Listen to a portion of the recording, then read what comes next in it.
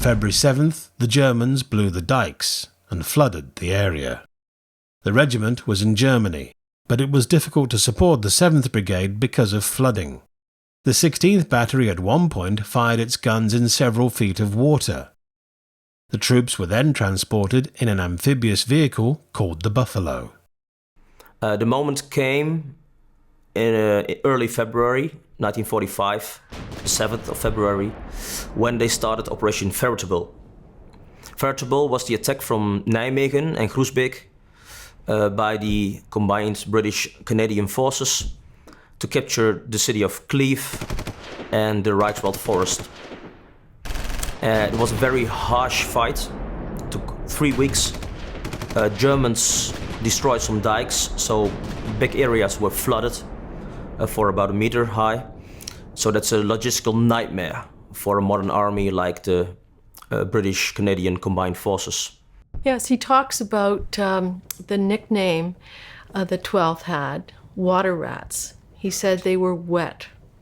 He remembers most of the war, they were wet. It was soggy and awful. But after 3 weeks of heavy fighting, the whole left bank of the Rhine was cleared of German forces. The Americans came from the south and did the same, and they joined at the opposite of the city of Duisburg, opposite of the Ruhr area. And after this Operation Veritable had been successful, the Allies could make a next step, and that would be Operation Plunder, actually the crossing of the Rhine.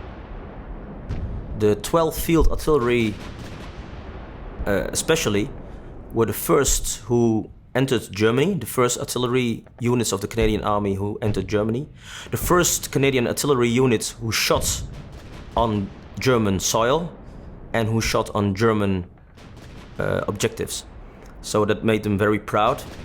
They were the first artillery units to cross the Rhine, and after crossing the Rhine they moved up north over the Dutch-German border into Holland, and they continued to Arnhem and Deventer and up north.